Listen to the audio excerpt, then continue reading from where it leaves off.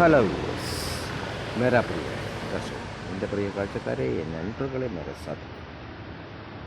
അപ്പോൾ I think day for yesterday stop a class. I think parts of speech.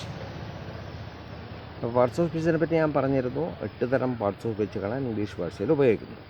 അല്ല, there are parts of speech are 18 numbers.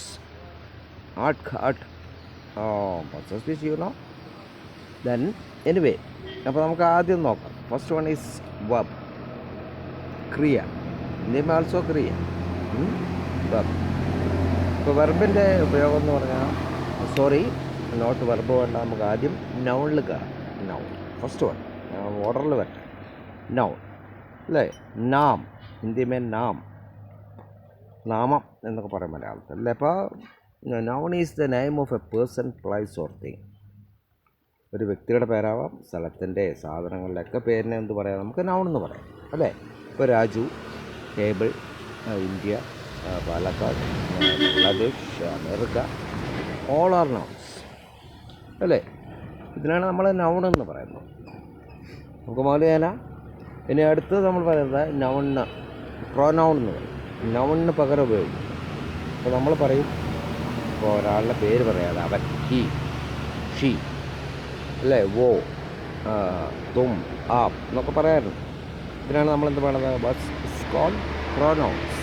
അപ്പോൾ നൗണിന് പകരം ഉപയോഗിക്കുന്ന വാക്യം pronounce. Okay, then next വരുന്നതാണ്, രണ്ടെണ്ണം കഴിഞ്ഞു, നൗൺ പറഞ്ഞു, പ്രൊനൗൺ പറഞ്ഞു അല്ലേ. ഇനി നെക്സ്റ്റ് വരുന്നതാണ് adjective.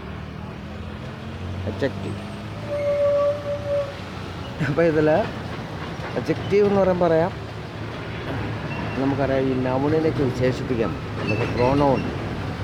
He is A good player, Raju is A good player, she is A good dancer. അപ്പോൾ ഗുഡ് പിന്നെ നമ്മൾ വിശേഷിപ്പിക്കാൻ വേണ്ടി അല്ലേ.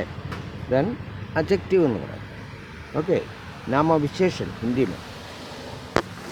അപ്പോൾ ഇങ്ങനെ 2-3 ദെൻ വരുന്നതാണ് വെബ്, ക്രിയ എന്നൊക്കെ പറയും മലയാളത്തിൽ അല്ലേ, ക്രിയ.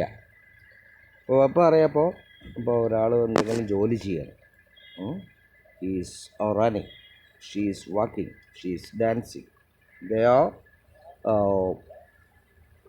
റണ്ണിങ് എന്നൊക്കെ പറയാറുണ്ട് നമ്മൾ അല്ലേ.